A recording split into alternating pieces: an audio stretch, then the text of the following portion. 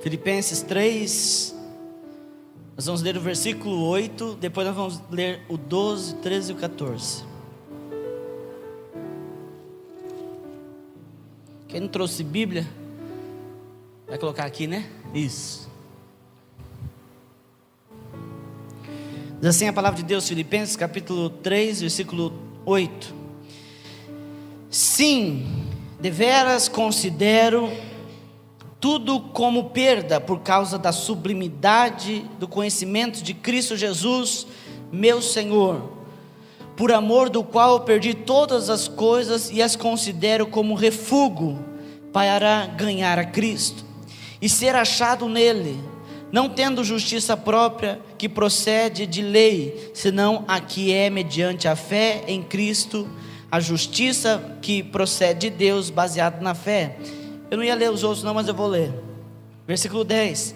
Para o conhecer e o poder da sua ressurreição e a comunhão dos seus sofrimentos, conformando-me com ele na sua morte, para de algum modo alcançar a ressurreição dentre os mortos. Não que eu tenha já recebido ou tenha já obtido a perfeição, mas prossigo para conquistar aquilo para o que também fui conquistado por Cristo Jesus. Irmãos, quanto a mim, não julgo havê-lo alcançado, mas uma coisa faço, esquecendo-me das coisas que para trás ficam e avançando para as que diante de mim estão, prossigo para o alvo, para o prêmio da soberana vocação de Deus em Cristo Jesus. Amém? Versículo 13 novamente. Irmãos, quanto a mim, não julgo havê-lo alcançado, mas uma coisa faço, esquecendo-me das coisas que para trás ficam e alcançando para as que diante de mim estão, prossigo para o alvo, para o prêmio da soberana vocação de Deus em Cristo Jesus. Amém? Fecha os teus olhos. Senhor, em nome de Jesus, que eu seja instrumento, Senhor, tocado nas tuas mãos para abençoar a vida do teu povo nesta noite. Em nome de Jesus, Senhor, que a tua palavra venha com poder nessa noite. Senhor, em nome de Jesus, Senhor, que o céu se derrame sobre nós neste lugar. Aleluia. Ó Deus, nós não servimos, Senhor, a um Deus morto, a um Deus que, Pai, que não se move, mas nós servimos a um Deus vivo e verdadeiro. Esse Deus que nós clamamos agora para que derrame a glória sobre nós. Em nome de Jesus, ó Deus, em nome de Jesus, manifesta o teu poder aqui nessa noite. Manifesta a tua glória aqui nessa noite, Senhor. Nós declaramos que o nosso coração está aberto para aquilo que o Senhor tem para nós aqui, Deus. Aleluia, em nome de Jesus, nós te agradecemos, amém, e graças a Deus. Podemos assentar.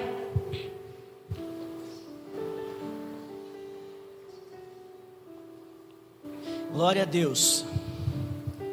Vocês vão regulando o microfone, se estiver baixo eu fico forçando. Esse texto aqui a gente já, só eu devo ter pregado mais de 500 vezes. Eu comecei a contar os sermões que eu tinha e eu parei em 2.800 sermões. Não é para me achar não que estou falando isso, até porque eu repeti muito sermão na vida e continuo repetindo, porque o sermão quem dá é Deus. Amém? Mas dentre esses sermões, só Filipenses aqui deve ter um monte. Você que é leitor da Bíblia, você deve ter lido esse texto várias vezes. Deixa eu perguntar aqui, quem já leu a Bíblia toda pelo menos uma vez? Que bênção. Quem já leu? Eu estou vendo que não levantou a mão, depois eu vou cobrar. Quem já leu aqui a Bíblia pelo menos 2 vezes? Eita Deus. Ela é inteira, tá? Não é só ler não. Quem já leu aqui pelo menos 3 vezes? Glória a Jesus. Quem já leu 4 vezes a Bíblia toda? Amém. 5. 6 vezes. Está diminuindo. 10 vezes. Agora eu dou um salto grande. Então você que não lê, pastor, não é bom ler a Bíblia. Não vem com essa conversa, com esse papo furado. Pastor, eu acho que eu já li tudo, que eu li tantos versículos na Bíblia. Não vem com esse papo não. Leia a Bíblia. Amém? Você que é o leitor da Bíblia, fiquei feliz que muitos já leram a Bíblia toda, de capa a capa. Eu li a Bíblia toda em 6 meses. Então em um ano eu li ela 2 vezes. Te dou a dica, leia 12 capítulos da Bíblia por dia. Se você for esperto, leia 13, porque quando chegar no Salmo 119, você teria que ler mais 12. Então você vai matando já antes. Mas se quiser ler a Bíblia durante o ano, leia 6 capítulos da Bíblia por dia. Você lê ali um ano, e é bom, amém? Porque mais, irmãos, do que conhecer a Bíblia no plano místico, nós precisamos conhecer a Bíblia como um livro histórico. Porque se a gente, eu nem sei porque eu estou falando isso, mas o Espírito Santo quer falar. Porque às vezes a gente lê a Bíblia como místico, então a gente recebe aquilo que nós não deveríamos receber. Pastor, toda a Bíblia não devemos receber? Sim, mas nós devemos receber da maneira correta. Porque quando você não conhece o contexto, você não sabe para quem Deus está falando, ou que momento Deus está falando. Então quando você parte a conhecer o contexto, você começa a entender, amém? Eu gosto de, a primeira leitura que a gente faz é lendo o contexto no geral. Depois a gente lê querendo entender a sequência das coisas. E eu peço para você que está estudando, querendo entender cronologia bíblica, que é uma disciplina de teologia, não leia a Bíblia normal, procure uma Bíblia cronológica. Ela vai ter toda a ordem cronológica das coisas, amém? Então, aí depois você começa a entender a cronologia bíblica, você começa a entender a geografia bíblica, que fica mais interessante ainda. Você vai entender porquê de algumas vestimentas, o porquê que eles comiam tal coisa. Por exemplo, espiritualmente falando, por que Deus proibiu, o povo comer carne de porco? Ah, pastor, porque era mal imundo. Mas por que era considerado imundo? Ah, pastor, porque tinha o pé fendido. Não só por isso, você imagina o povo no meio do deserto, 40 graus, comendo carne de porco. Então quando você começa a entender as questões geográficas, climáticas da Bíblia, você passa a entender algumas coisas que antes você não entendia. Então seja estudioso da Bíblia. Estude a Bíblia, ame a Bíblia, leia, releia, leia de novo. Tem o seu livrinho lá para anotar aquilo que você não entende. Pode procurar no Google com cuidado, mas pode procurar no Google. Tem dicionário bíblico, estude mesmo a palavra. Não é só para pregador o conhecimento da palavra, é para todos aqueles que amam andar no caminho do Senhor, amém? Então, como eu disse, esse texto aqui é um texto que a gente lê bastante, onde o apóstolo Paulo diz que ele considera tudo que ele já tinha feito como refúgio. Quer dizer refúgio, ele deixa de lado. Eu fui uma vez aprender na prática o que era refúgio. Eu era amigo de um grande fazendeiro. Ele tinha 3 grandes fazendas. Uma das fazendas deles pegava Mato Grosso do Sul e Goiás, se eu não me engano, ou Mato Grosso e Goiás. E 3 fazendas enormes. E um dia ele me chamou para ajudar a separar boi. E aí os bois passavam e tinha 2 lados. E ele ficava lá, refúgio, boi, refúgio, boi. E quem estava lá na frente tinha que ser muito rápido, porque a hora que ele falava refúgio, o boi já estava lá na porta. E tinha que abrir a porteira. Então separava o boi bom do refúgio, que não serviria para nada, não serviria para engorda, poderia matar ele e pronto. Nós estamos falando de uma produção grande. Então o refúgio é tudo aquilo que você considera que não é bom. Mas para eu entender o que é refúgio, eu preciso entender o que é bom.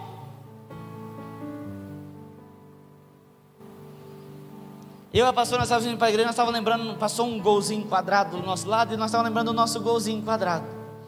Ele era dourado, cor de ouro, e nós fizemos cada loucura com aquele gol.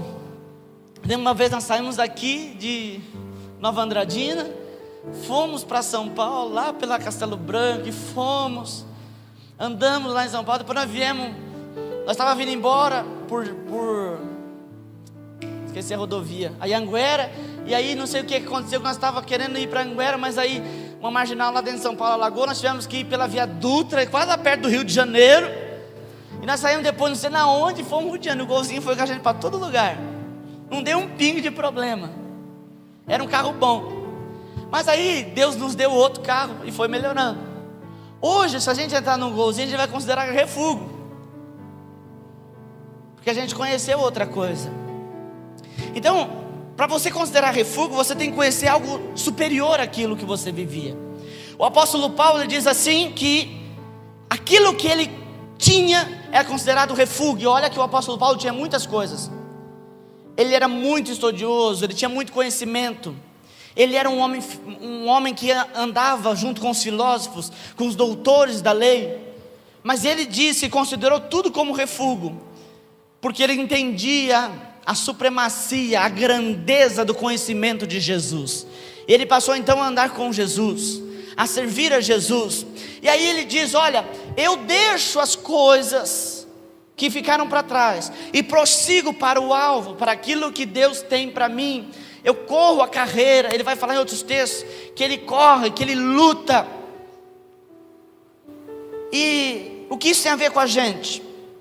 É que todos nós temos uma proposta em Deus, como Paulo teve.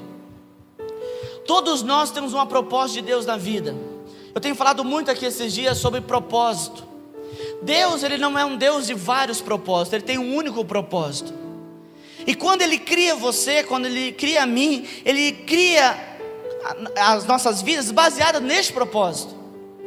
Não que Ele quer que nós viremos marionetes nas suas mãos, mas Ele quer que a nossa vida seja para o propósito dEle. Amém?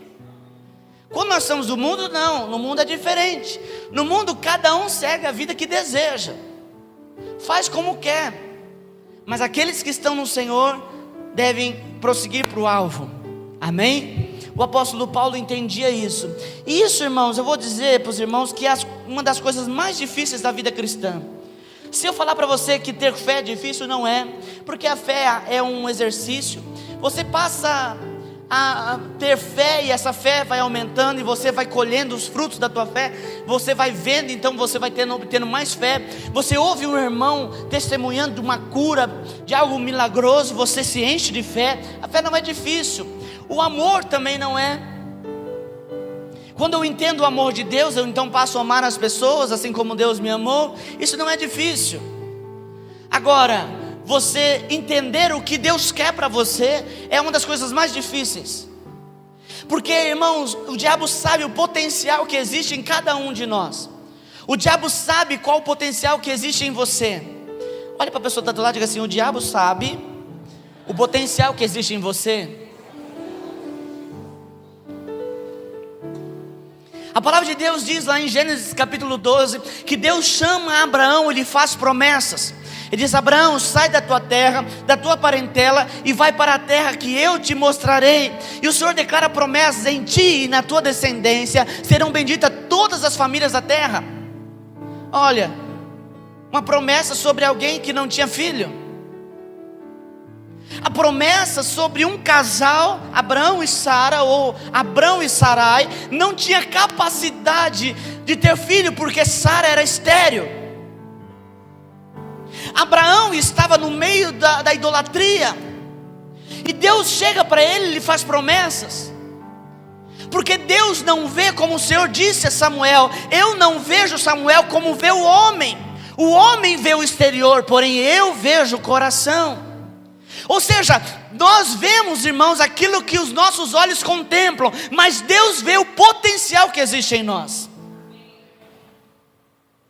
E por incrível que pareça, Satanás também tem essa visão. Ele sabe daquilo que você é capaz, não porque ele te conhece, porque ele é íntimo de você, não, porque ele conhece a glória de Deus. E ele sabe o que a glória de Deus dentro da vida de um homem pode causar na terra. Isso era para dar um aleluia. Pergunte para o irmão que está atrás: você sabe o que a glória de Deus dentro da tua vida pode fazer na terra? Imagine você o tempo todo manifestando a glória de Deus. É isso que Deus quer de nós. E Satanás então coloca, irmãos, na nossa frente, ele lança pensamentos contra nós, para que nós possamos nos desviar desse propósito de Deus para nós. Ele começa a dizer para você, uma das coisas que mais o diabo diz. Eu falava isso para Deus, quando Deus me chamou para o ministério. Eu falava: Deus, mas eu não vou poder ter nada. Eu achei que ia ser aqueles franciscanos, sabe? Coloca aquela roupa de monge, sem nada, não tem um carrinho, uma casinha, nada, vive o que os outros dão. E Deus diz para mim: não, porque o meu propósito não exume a sua humanidade, o meu propósito não exclui a sua humanidade. Amém? O propósito de Deus da tua vida não exclui os teus sonhos, não exclui a sua humanidade.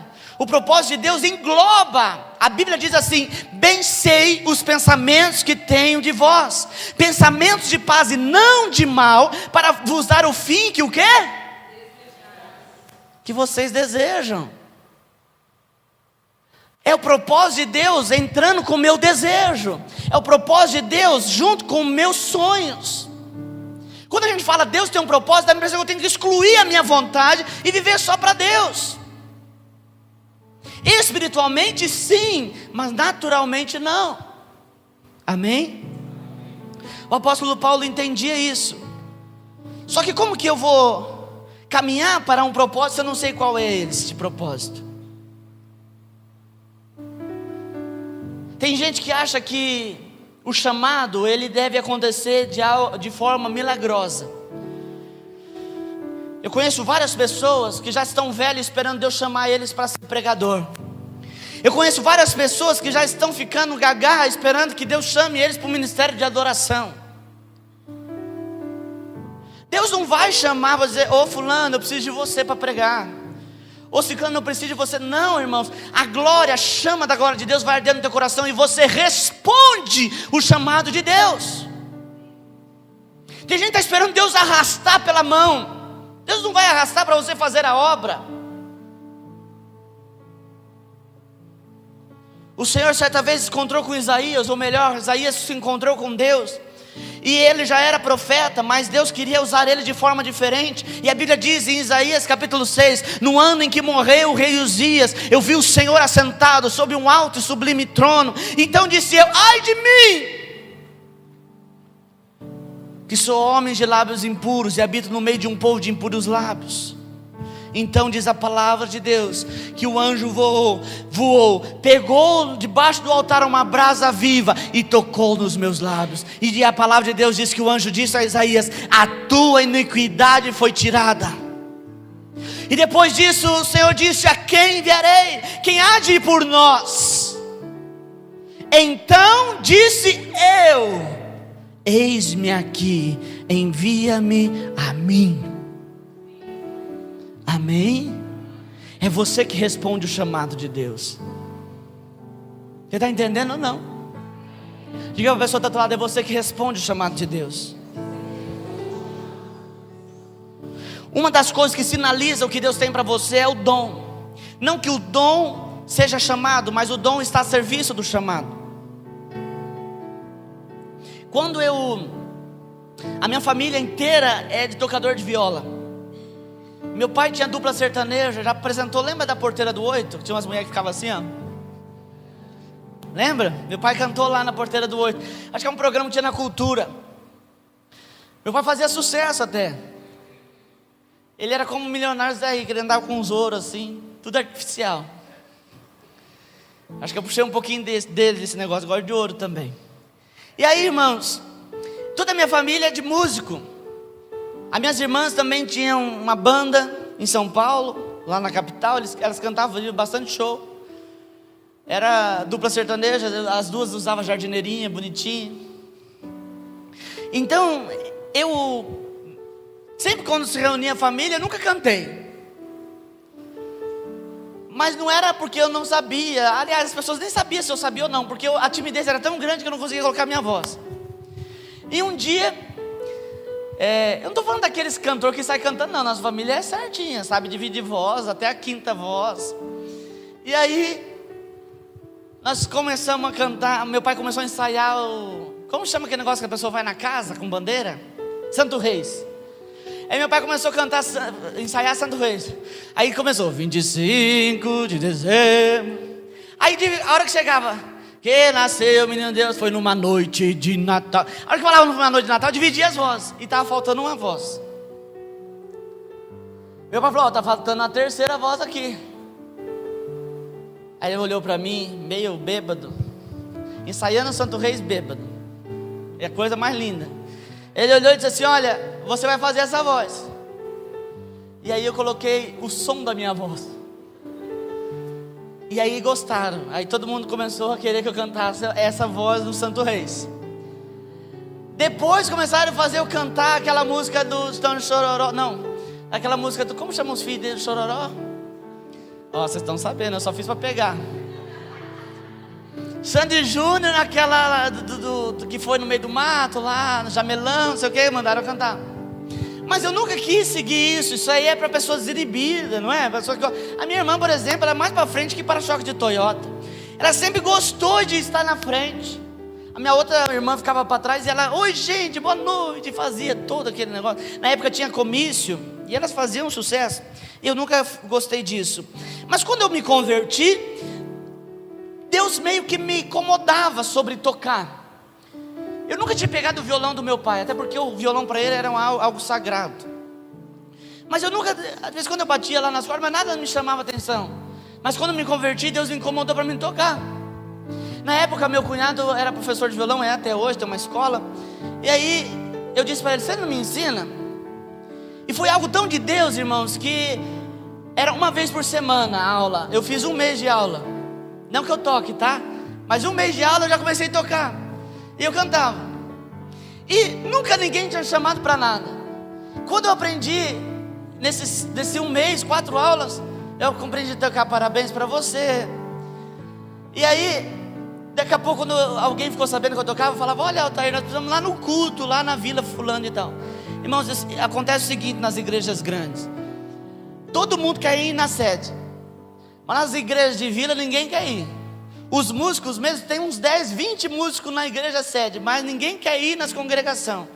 E aí eu aprendi a tocar minhas 3 notinhas, Dó, Fá e Sol. Falaram, então você vai tocar lá nas congregações. E eu ia cantar para aquelas irmãs que parte elas cantavam, parte elas dormiam. Parte elas cantavam, parte elas dormiam. E eu comecei a questionar Deus. Falei, Deus, por que o Senhor fez eu aprender violão para tocar para essas velhas que nem cantam? E era aquelas músicas lá do tempo do EPA mesmo. Nós declaramos Jesus, Tu és Senhor. Tinha uma cidade Ponta Linda, uma cidadinha pequenininha. E a gente cantava Estrela do Oeste, ia cantando nessas vilas aí. E eu não entendia o porquê que Deus estava fazendo isso. E quando eu fui tocando para as irmãs velhinhas lá, de repente faltou alguém no louvor para cantar. E alguém falou, Altair, você canta nas congregações lá, né? Você não adora Deus lá nas congregações? Eu falei, adoro Deus lá nas congregações. Aí eu falei, então por que você não canta aqui com a gente? Aí eu cantei, dei o tom da minha voz. As pessoas gostaram também e me deixaram lá. Daqui a pouco falou, está faltando um baixista, que você não quer aprender? Eu falo, é para adorar a Deus, é para servir a Deus, eu aprendo a tocar o baixo. E depois falaram, olha, tem faltando um violão, você não quer tocar? Eu sempre, irmãos, tive a fama de ser severino na igreja. Aquele que faz tudo, mas eu sempre entendi que a obra de Deus não podia parar. Então eu disse para Deus me colocar onde Ele queria me colocar, para poder a obra dele continuar caminhando. Então eu fiz de tudo. Fiz e faço até hoje. Eu sento tijolo em prol da obra, eu assento piso, e piso aqui foi eu que assentei com os meninos. Não repare, para você não questionar depois. Mas tudo que precisa fazer, eu vou fazer para a obra de Deus. E aí eu falei, tá, então o meu ministério é louvor. Porque eu estou tocando, eu estou cantando. E Deus reforçava o chamado na minha vida, dizendo, não, é o ministério da palavra. E aí eu fui estudar, eu fui fazer seminário intensivo, eu fui estudar sobre teologia, e fui ter aula de como falar em público. Aí quando eu vim para Nova Andradina, não tinha ninguém para tocar, e eu estava pronto para tocar. Não tinha ninguém para cantar, e eu estava pronto para cantar. Não tinha ninguém para pregar, e eu estava pronto para pregar. Então às vezes, irmãos, o dom, ele sinaliza aquilo que Deus tem para você. Não significa que ele é o chamado. Muitas pessoas rejeitam os seus dons, mas aprimore os teus dons, porque no tempo certo Deus vai usar os teus dons para o chamado. Amém? Olha para a pessoa do outro lado, diga assim para ele, aprimore os teus dons. Continue, porque Deus pode usar eles para o teu chamado. Amém? Então o que Deus tem para mim, pastor? Eu estou partindo, irmãos, da ideia de que todos nós queremos agradar a Deus. Amém? Eu ainda continuo crendo nisso. Eu não estou crendo que você veio aqui neste lugar só para receber uma bênção, não. Eu estou crendo que você veio aqui porque você quer agradar a Deus. E se nós queremos agradar a Deus, irmãos, nós temos que saber qual é o nosso lugar. Ah, pastor, eu faço o que quiser, não. Ah, quando der, não. A Bíblia diz que nós somos um corpo. Tem uma canção antiga que dizia assim: somos corpo, e assim bem ajustados, totalmente ligados, unidos, vivendo em amor, uma família. Somos um corpo, e o corpo ele deve estar em uniformidade entre ele. Imagine se o coração resolve ser bexiga, e aí ele começa a absorver toda a urina. Imagine o seu pulmão querendo ser estômago, e então ele começa a absorver todo o alimento. O que vai acontecer? Vai morrer. Cada um tem a sua função no corpo de Cristo, e nós precisamos identificar qual a minha função. Ah, pastor, minha função é sentar aqui e ouvir o senhor pregar. Não existe isso. Deus tem te chamado para fazer alguma coisa. Amém? Você tem que querer isso. Você envolver aquilo que você faz para agradar a Deus. Amém? O apóstolo Paulo, ele tinha claro aquilo que ele queria. Ele tinha um objetivo de vida. Paulo diz: olha, eu prossigo para o alvo, para a carreira, eu prossigo na carreira que me está proposta. Eu fico muito preocupado, eu já tenho falado isso vários dias, porque o Espírito Santo tem me incomodado nisso. Eu falo incomodar no bom sentido, que as pessoas estão servindo a Deus sem saber o que Deus quer delas. Existem muitas pessoas que estão dividindo a vida espiritual da vida secular. Não existe vida secular. Você é espiritual em todo lugar, e você é humano, inclusive na igreja. Amém? Temos, irmãos, que parar de separar a humanidade da espiritualidade. Não. Pastor, mas quando chegar lá no céu, você vai chegar no céu com o seu corpo. Há uma questão aqui teológica. Aonde está o corpo de Jesus? Você viu o corpo de Jesus enterrado em algum lugar? Está no céu. Corpo glorificado. Amém? Jesus foi o primeiro de muitos. Glória a Deus. Tem até uns irmãos aí brigando com negócio de órgãos.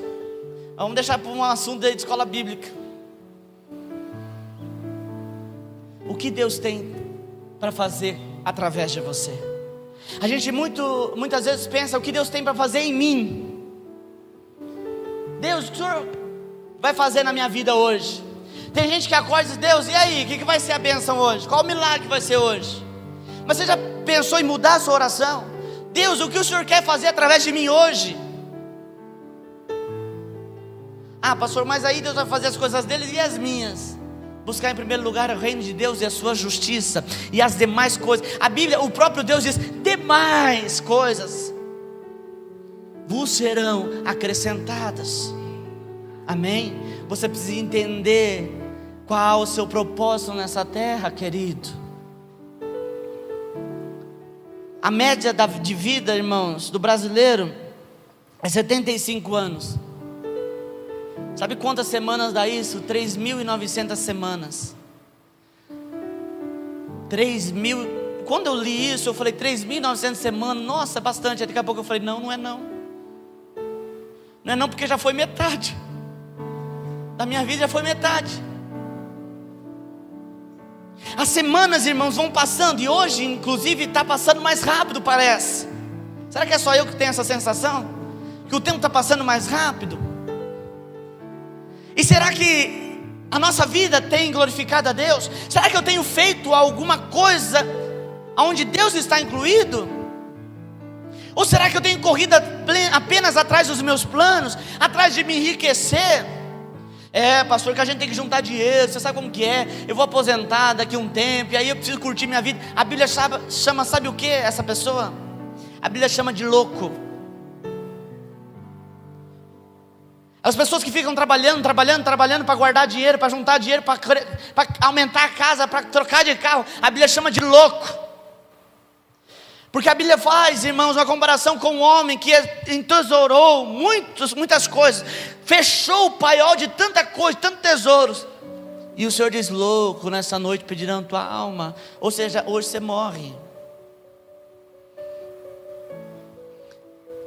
Nós temos 3.900 semanas, irmãos, e nós não podemos gastar as nossas semanas querendo conquistar aquilo que às vezes nós nem vamos chegar no lugar. Eu conheço pessoas que lutou a vida inteira para ter alguma coisa e morreu sem nada.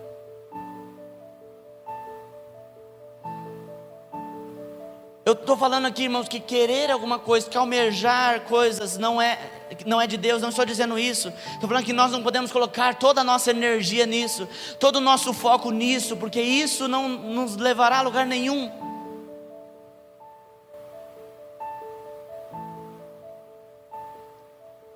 Quantas pessoas eu já atendi na igreja que falaram para mim: pastor, eu tenho que trabalhar todo dia, se eu não trabalhar todo dia não dá certo. Eu falei: faz um teste, reserve um dia para Deus. A pessoa: pastor, não dá. Eu falei: faz o teste.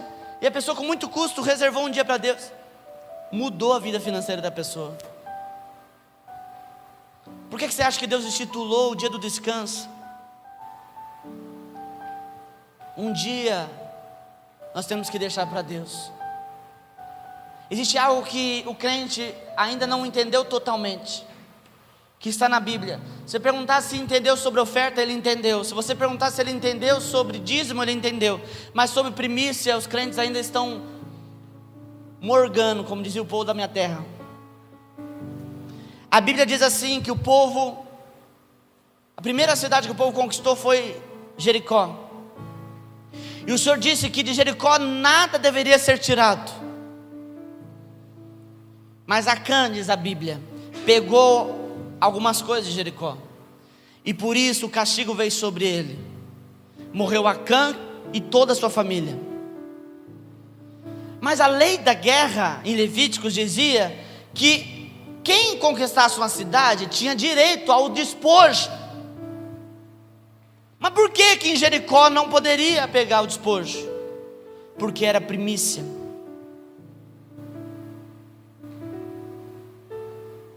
A gente não pode tocar na primícia, irmãos. Não estou falando de dinheiro, estou falando da tua vida. Aquilo que é em primeiro lugar, isso você não pode negociar. Eu acho muito bonito que hoje em dia estamos falando sobre família. Ai, família, projeto de Deus, coisa linda, maravilhosa. Mas a família não está em primeiro lugar. Inclusive Jesus disse que muitos seriam odiados pelos pais, por amor a Ele. Eu batizei escondido do meu pai, porque se meu pai soubesse, ele não deixaria eu batizar. Ah, pastor, o senhor fez isso com o seu pai, a Bíblia diz que tem que honrar. Sim, mas quando interfere na Bíblia, não.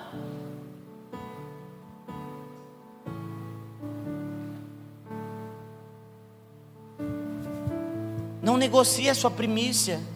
Não negocie aquilo que você tem em primeiro lugar na tua vida, que deve ser Deus. Às vezes se nós elencarmos, irmãos, uma lista de prioridades, nós vamos perceber que Deus às vezes não está lá em primeiro lugar. Nós temos então que modificar nossas prioridades. Temos que modificar, amém?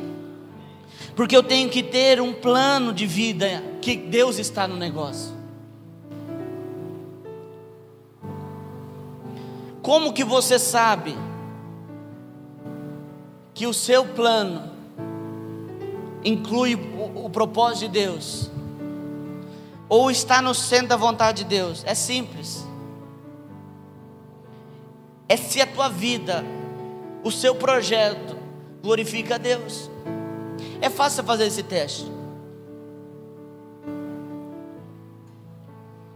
Porque, irmão, se a nossa vida não glorifica a Deus, então tem algo errado. Se o meu trabalho não glorifica a Deus, então tem algo errado. As pessoas não olham para isso, as pessoas olham pelo valor, olham pelo ganho. Pastor, eu estou ganhando muito dinheiro, puxa vida, estou ganhando, mas Deus está sendo glorificado nesse trabalho? Não, pastor, mas eu estou ganhando muito dinheiro. E tem uns enrolados ainda que quer enrolar pastor, diz assim: pastor, mas meu dízimo é grande, mas Deus está sendo glorificado? Não importa se o seu dízimo é grande, importa que o Senhor seja glorificado. O seu trabalho glorifica a Deus? Ou será que envergonha o Evangelho? Não, pastor, misericórdia, minhas coisas são certas. Tem engano, tem mentira, tem enrosco. Ou essas coisas é correta? Se Jesus chegasse na tua empresa, se Jesus chegasse lá no seu trabalho, Ele poderia ter acesso a todas as suas contas. Ele poderia pegar o livro caixa e pedir todas as notas para você. Ele poderia pedir seu olerite. Sabe como que é, pastor? Vamos deixar isso de lado, o importante é o dízimo. Não, tudo aquilo que nós façamos como para o Senhor. Tudo aquilo que nós fazemos, o Senhor deve ser glorificado. Se eu trabalho, o Senhor deve ser glorificado do meu trabalho. O que eu faço, o Senhor deve ser glorificado. A minha família deve glorificar o Senhor. Esse é o teste. Você quer saber se a tua vida está no plano de Deus? Então, olhe. Não barganhe. Eu vejo que muitas pessoas têm barganhado com Deus. Deus, o Senhor me abençoar, eu vou abençoar a obra. Não faça isso, porque Ele não te abençoou para você abençoar. Ele já te abençoou por nada.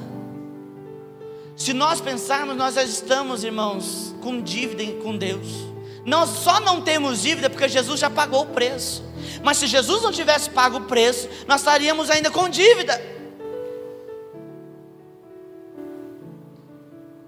O que nós temos que fazer é oferecer toda a nossa vida para Ele e viver para a glória do nome dEle.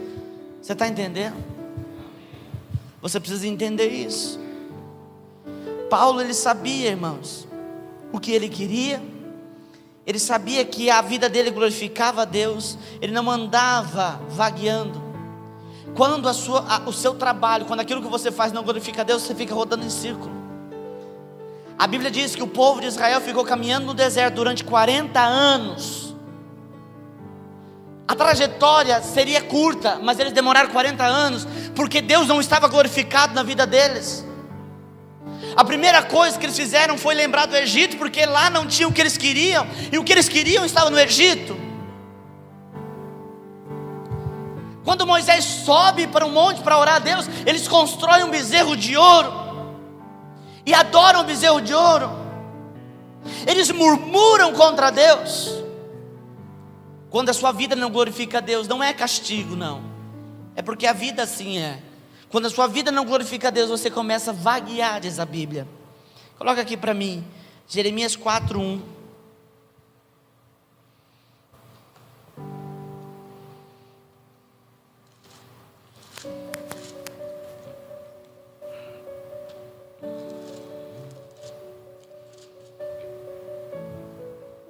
Se voltares, ó Israel, diz o Senhor, volta para mim. Se removeres as tuas abominações de diante de mim, não mais andarás vagueando. Sabe quem anda vagueando? Sabe o que é vaguear? É andar sem rumo, é andar sem direção. Aquele que não tem, irmãos, um propósito na vida, não tem um objetivo de glorificar a Deus, anda vagueando. Assim é o ímpio. O ímpio não sabe para onde ele vai, nem de onde ele vem. Ele não sabe. Por isso ele se deleita nos prazeres. Mas Davi dizia: meu prazer está na lei do Senhor, e nela medito de dia e de noite. Nós, como filhos de Deus, temos que aprender a ter prazer em Deus. Sabe que eu vejo que muitas vezes o nosso prazer está em outras coisas e não em Deus. Às vezes o nosso prazer está em assistir mais uma novela do que ler a Bíblia. Eu não sou daqueles pregadores que condenam a novela, mas quando a novela tira a Bíblia da sua casa, então tem algo errado.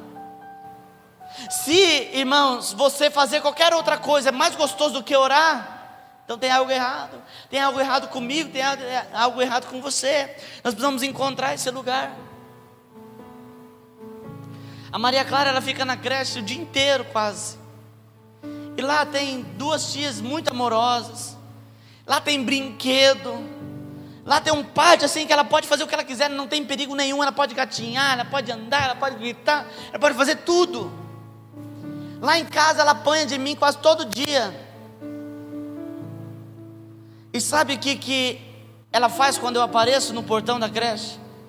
Ela abre um sorriso, ela mexe o pé, mexe a mão, ela começa a gritar de alegria. Porque o prazer dela está na casa. Aleluia. O seu prazer deve estar na casa do Pai. Nós vamos encontrar lugar, não porque o Pai nos mima, mas porque o Pai nos ama e nós amamos também.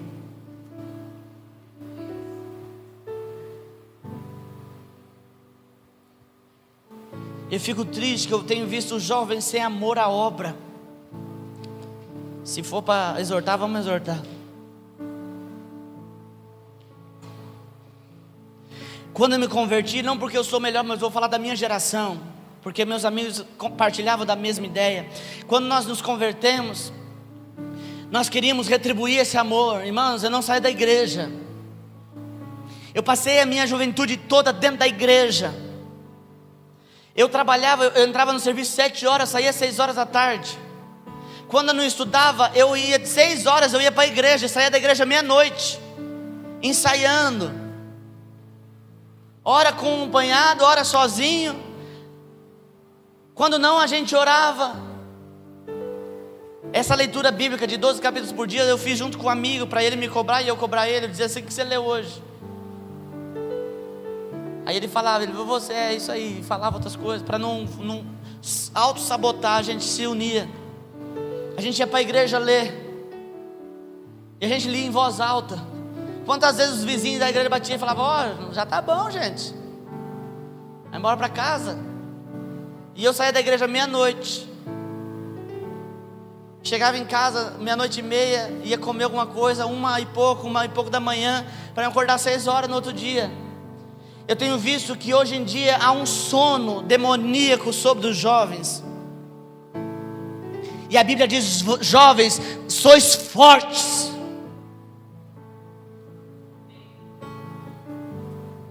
A Bíblia entrega o reino dos céus nas mãos dos jovens, para eles irem à frente, e não para os velhos. Amém?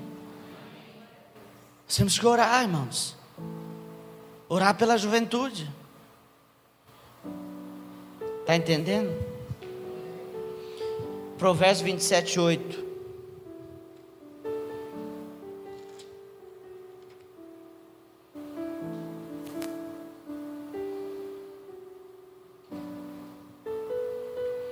A minha agenda quando eu era mais novo era mais cheia do que hoje em dia, quando eu sou pastor.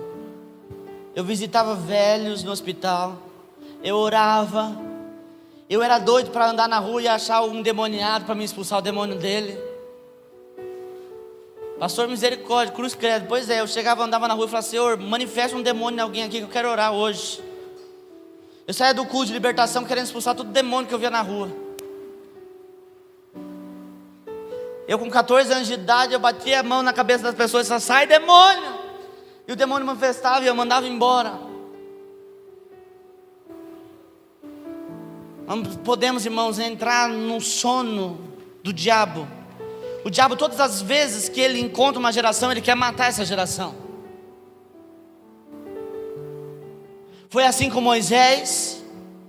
O faraó deu ordem que matasse todo o primogênito, todo menino. As parteiras, na hora de nascer, deveriam jogar no Nilo. E depois foi assim com Jesus, quando nasceu Herodes. Aliás, quando nasceu Jesus, com Herodes. Herodes deu ordem para matar todo menino. O diabo, quando ele não mata, ele rouba. Quando ele não rouba, ele destrói. Nós não podemos, irmãos, nós, como intercessores dessa geração, nós não podemos deixar os jovens ser destruídos dos seus chamados, amém? Abduzidos pelos prazeres deste mundo. Glória a Deus. Provérbios 27, 8. Aliás, vou ler do versículo 1, que esse texto aqui é lindo. Não te glories no dia de amanhã, porque não sabes o que te traz a luz. Olha para a pessoa do lado e diga: você não sabe o que vai acontecer amanhã. Vocês estão borocochô? Está tudo bem aí? Olha para a pessoa do lado e diga: você não sabe o que vai acontecer amanhã. O que é gloriar no dia de amanhã? Fala: ai, amanhã eu vou fazer isso, eu vou comprar aquilo. Deus fala assim: calma. Você não sabe o dia de amanhã. Pesada é a pedra e a areia é uma carga, mas a ira do insensato é mais pesada do que uma e a outra. Cruel é o furor, impetuosa a ira, mas quem pode resistir à inveja? Cuidado com a inveja. Existem alguns pecados na Bíblia que as pessoas não dão valor.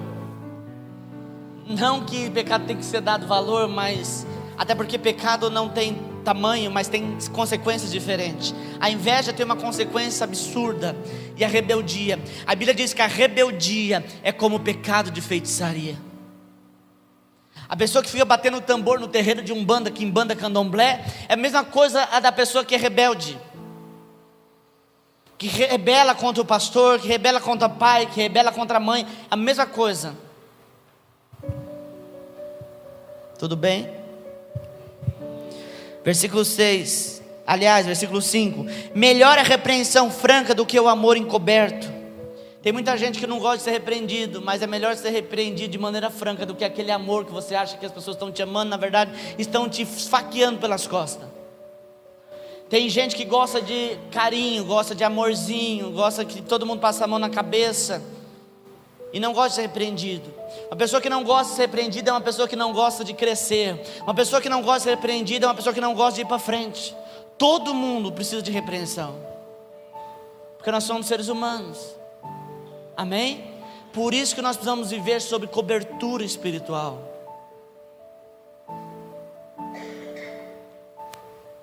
E querer também, né, irmãos? Tem pessoas que eu cubro as suas vidas, mas já chega para a gente já não dando hipótese de questionar nada. Pastor, eu quero fazer isso, aquilo outro. Eu acho que Deus está no negócio, vai ser bênção, glória a Deus, aleluia. O que o senhor acha? Já falou tudo.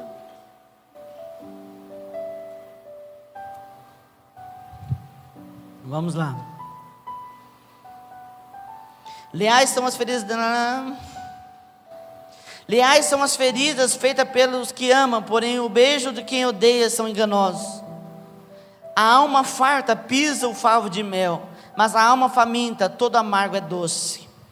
Isso aqui é lindo, porque minha mãe e minha avó falavam isso. Barriga cheia, goiaba tem bicho. Tem gente que reclama de tudo, porque você está pisando no favo de mel. Está tudo muito bom para você. Às vezes você precisa... Já viu aquele negócio de puxar o tapete? Às vezes você precisa dar uma puxadinha no teu tapete para você aprender a dar valor. Cuidado, irmãos, porque a gente tem um sério problema. A gente gosta de dar valor quando a gente não tem, ou quando a gente perde. É porque a gente está pisando num favo de mel, e por isso a gente não dá valor. A gente está bem, está tudo certo, mas a alma faminta, até aquilo que é amargo é doce, se torna doce. Amém? Isso é algo que a gente tem que exercitar todo dia. A gente está comendo arroz com abobrinha, a gente está reclamando da abobrinha, mas a hora que entra o bife passa a tá ruim daqui a pouco. A gente sempre está querendo mais e nunca se sacia. Isso é um problema. A gente tem que ter uma alma saciada no Senhor. Amém?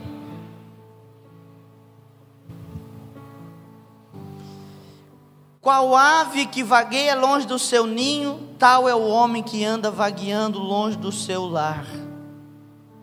Quando você não encontra o seu lugar em Deus, você anda vagueando, como ave que voa. Eu já fui um moleque na vida terrível. Eu já destruí ninho de passarinho. E quando você destrói um ninho, os passarinhos ficam voando em volta, porque eles não acham o ninho deles, eles ficam vagueando. Lá em casa tinha um pé de limão, mas deu tanto pulgão no pé de limão que eu precisei cortar o pé de limão.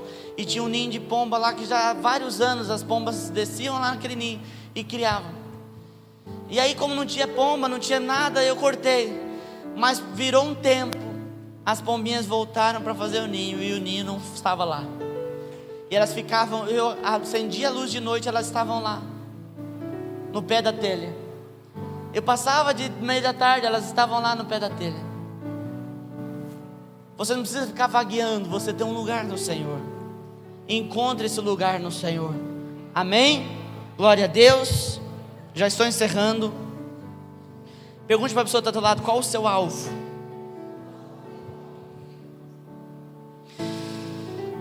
A gente precisa avaliar o seguinte, irmãos: aquilo que nós colocamos como alvo, como objetivo na vida, nós temos que avaliar se vale a pena pagar o preço que nós estamos pagando. Que eu vejo que muita gente tem dedicado a vida inteira por algo, como eu disse agora há pouco, e não tem valido a pena no final. Coisas simples, as pessoas têm gastado a vida inteira por algo simples, que podem usufruir hoje, mas que muitas vezes gasta a vida inteira para adquirir. Cuidado, porque a vida ela passa, e passa rápido. A minha vida ela é regida por ciclos. Eu estou até preocupado porque está chegando uma virada de ciclo na minha vida. A minha vida gira em ciclos sempre de 11 e 12 anos. Quando eu tinha 12 anos eu me converti. Quando fazia 10 para 11 anos que eu estava na minha cidade, eu vim para Nova Andradina. E agora vão fazer 11 anos que eu estou aqui. Eu estou com medo.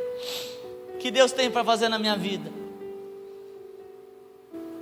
E esses dias eu estava percebendo, eu falei assim: meu Deus, faz 11 anos que eu estou em Nova Andradina, e daqui 17 anos eu vou estar com 50.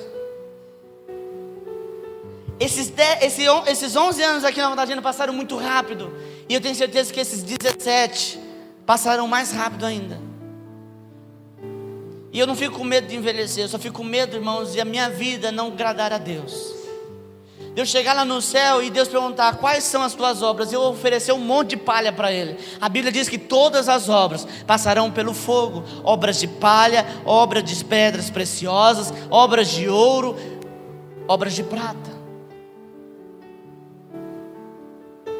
Que vale, irmãos, nós vivemos aqui nessa terra e não entregarmos nenhum fruto para Deus daquilo que nós fizemos aqui? De que valeu? Nós como filhos, eu não estou falando pregando nessa noite para mundano, eu não estou pregando nessa noite para ímpio. O que você tem para oferecer para Deus? Cuidado, porque às vezes você está gastando muito tempo por algo que não vai surtir efeito nenhum. Tem gente que acha que para ser feliz precisa de dinheiro. Engano seu. Conheço pessoas milionárias que não têm alegria. Eu vou dizer para você com toda a franqueza: mais de 50% das pessoas milionárias não têm nada. Até mesmo não tem amigos, porque ele acha que os amigos que se aproximam dele é por interesse, então ele não deixa se aproximar. Eu conheço pessoas ricas que a alegria dele é passar o final de semana na casa de pobre. Para que ser rico?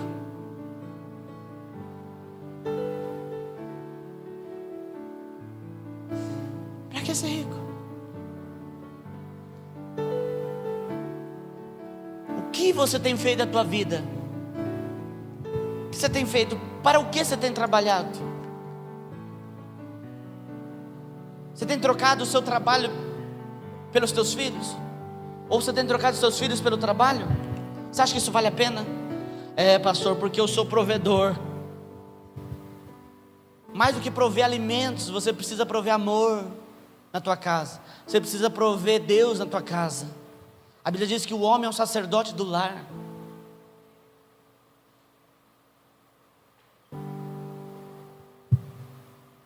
Será que você tem corrido muito atrás de algumas coisas que não significam nada? É, pastor, eu vou juntar bastante dinheiro, porque quando eu ficar velho, quando você ficar velho, você vai gastar tudo com um médico. Tem gente que eu conheço e fala assim: ah, pastor, eu tenho um sonho de conhecer o mar, mas nunca vai. Nunca vai. É, pastor, porque a coisa está feia. É, está feia, mas reorganize as suas prioridades. A vida é curta demais, muito curta. Tem pessoas aqui hoje que estão me escutando que vão morrer com 20 anos. Credo, pastor, pode acontecer. Uns vão morrer com 50, os que têm 50 já estão assustados. Tem uns que estão dobrando o cabo. Sabe o que é o Cabo da Boa Esperança? Era um canal marítimo que todos os navios, nós estamos falando isso lá antes do descobrimento do Brasil, todos os navios eles passavam, mas ninguém tinha coragem de dobrar o Cabo da Boa Esperança, porque o Cabo da Boa Esperança era muito turbulento. Mas alguns grandes conquistadores, eu já citei aqui Hernán Cortés, Cabral, esse povo todo, eles tiveram coragem. Era meio que kamikaze, eles falaram, vamos ver, se afundar, afundou. Aí chegaram aqui onde nós estamos. Então, tem gente que está dobrando o Cabo da Boa Esperança. Outros estão começando agora a vida, mas você não sabe. A Bíblia diz assim que por melhor que nós sejamos, a gente não consegue acrescentar um dia na nossa vida. Aquilo que Deus preparou, preparou. Eu convivi com um rapaz que morreu com 22 anos de idade, um menino de Deus. Quando ele nasceu, o profeta olhou para a mãe dele e disse assim, cuida bem dele, porque Deus tem pressa desse menino. Um profeta chegou para ele e falou assim, olha, você chegará aos 4 cantos da terra. E o menino com 22 anos de idade morreu com leucemia. A profecia que Deus tinha pressa chegou no coração da mãe, a mãe começou a entender. Esse menino gravou um vídeo. Eu nem consegui assistir o vídeo, porque é muito próximo e emocionante demais. Que mesmo com câncer, ele louvava e engrandecia o nome de Deus. Pessoas na Austrália, pessoas nos Estados Unidos ouviram o vídeo dele. Ele chegou nos 4 cantos da terra. Deus não é homem para que minta, nem filho do homem para que se arrependa. Só que não se baseie nos planos de Deus para achar que a sua vida vai durar muito. Deus pode fazer tudo. Alguém disse assim uma vez, pastor, eu vou viver muito, quem tem promessa não morre. Exatamente, quem tem promessa não morre, mas Deus pode cumprir a promessa em um dia. Em 5 dias Ele criou tudo isso aqui. Então cuidado. Pastor, Deus falou que eu não vou morrer antes de ter filho. Às vezes você pode ter filho e morrer depois, em seguida. Ai pastor, misericórdia, vou sair daqui triste. Não, eu quero que você entenda que a vida, a Bíblia diz que é como um fio de prata. De repente rompe-se o fio da prata. E aí? Uns acreditam que vai se apagar. Outros acreditam que eles vão fazer parte da natureza. Vai ser o pó da natureza.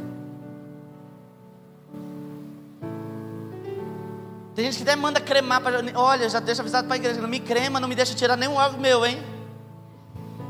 De jeito nenhum. Tem uns que manda queimar e jogar os pozinhos. O outro diz que ele vai voltar depois. Mas a Bíblia diz: está sujeito o homem morrer uma só vez, vindo após isso o juízo. Você não é gato não, filho. Você só tem uma vida. Só tem uma vida. Use essa vida para glorificar o nome do Senhor. Como nós cantamos aqui, gaste a sua vida. Gaste a sua vida. Não permita que o diabo venha trazer desânimo para travar você. Amém? Vamos colocar de pé.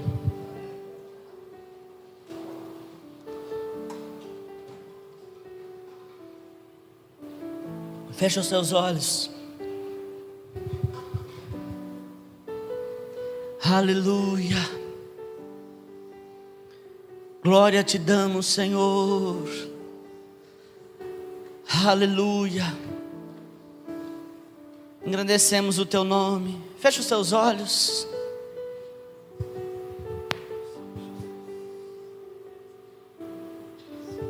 Fecha os teus olhos, abra o teu coração para aquilo que Deus tem para fazer nessa noite. Não só em você, mas através de você. Aleluia. Glorificado seja o teu nome, Senhor.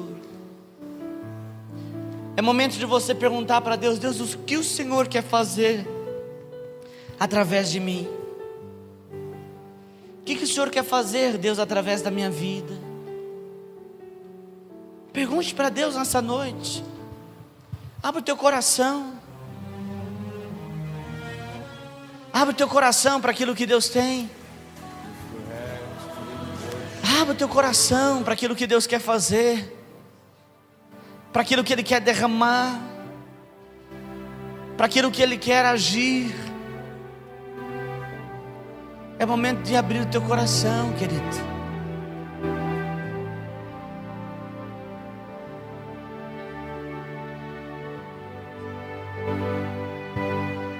Abre o teu coração, querido. Diga: Deus, eu estou aqui. Senhor, nós estamos aqui, Deus.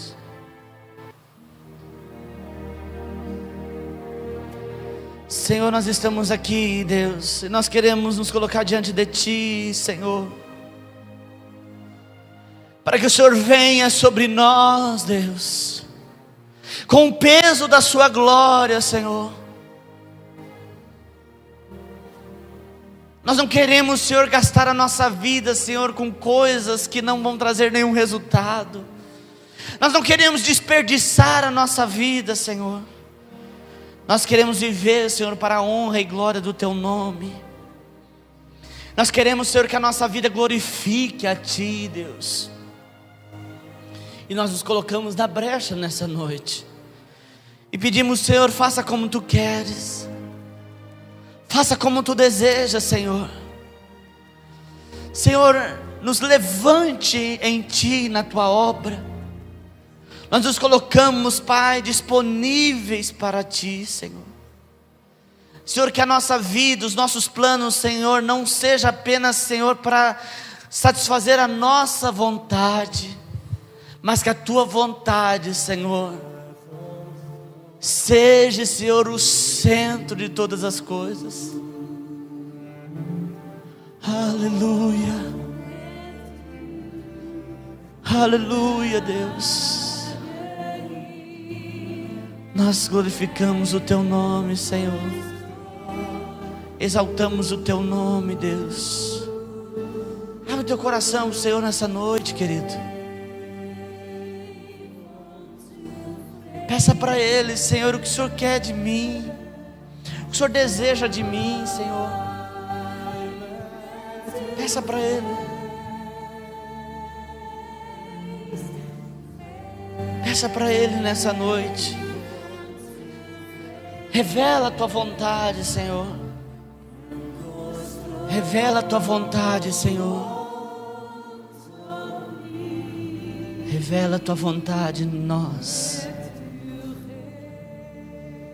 Glorificamos a Ti, Senhor. Exaltamos a Ti, Senhor. Santo, santo, santo é o Teu nome. Que cada um saia daqui nessa noite, Senhor, entendendo o seu chamado, entendendo o que o Senhor deseja na vida deles, Pai. E que eles vejam, Senhor, quanto vale a pena, Senhor, servir a Ti com os seus dons. Aleluia. Glórias a Ti, Senhor. Amém. Podemos assentar.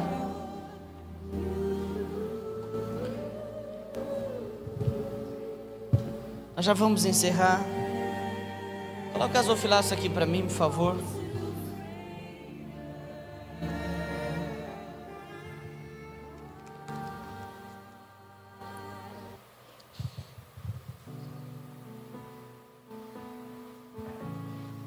Nós vamos adorar a Deus nessa noite através dos dízimos, das ofertas, das primícias. Mas deixa eu, antes de você, aliás, enquanto você vai preparando a sua oferta, Deixa eu deixar um recado para você. Eu falei aqui, mas eu não continuei. O inimigo, ele quer te parar. E para isso ele não vai medir esforços. Ele vai agir com todas as armas. A gente, você imagine, nós, quando a gente está brigando com alguém, a gente não usa todas as armas que a gente tem. A gente usa a ofensa,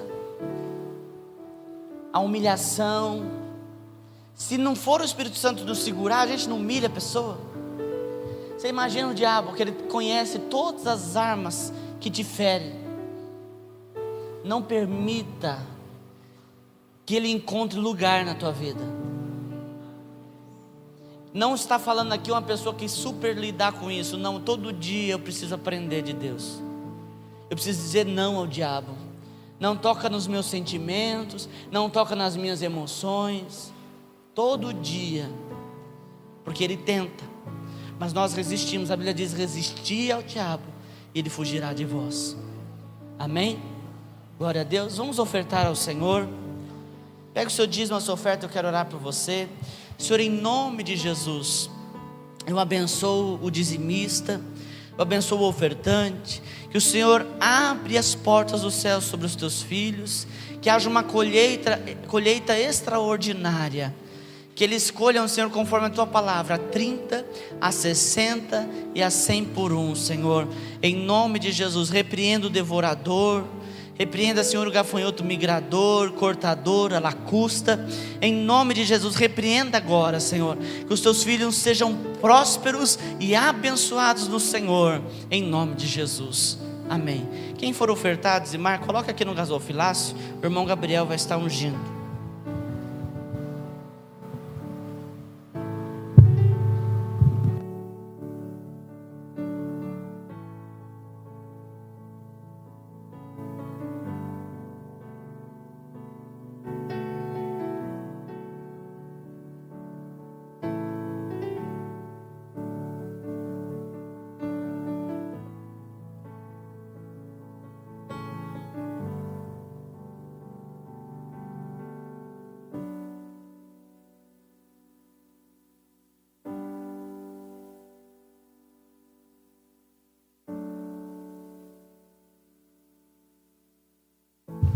Amém. Vamos todos colocar de pé. Vamos orar encerrando. Que você tenha uma semana abençoada. Amém. Que você lembre da palavra. A Bíblia diz assim que o semeador saiu a semear. Uma parte cai no chão, outra parte cai na rocha. Mas uma parte encontrou repouso na terra e produziu. Que o seu coração seja um solo fértil para a palavra. Amém? Dê uma mão para a pessoa que está do teu lado. Senhor, muito obrigado por este culto. Obrigado pela manifestação do seu poder. Obrigado pela glória aqui manifesta, Senhor. Obrigado pela palavra. Em nome de Jesus nós te damos toda a honra, toda a glória, toda a adoração, Senhor. Só o Senhor é digno. Nós damos glórias a Deus. Aleluia. Teu nome é santo, Senhor, digno de honra, digno de glória. Pai, eu como ministro do Senhor abençoo o teu povo. Declaro uma semana de vitória, uma semana de bênção, uma semana de portas abertas, Senhor, em nome de Jesus. Que o teu Espírito Santo, Senhor, seja evidenciado na vida dos teus filhos nessa semana.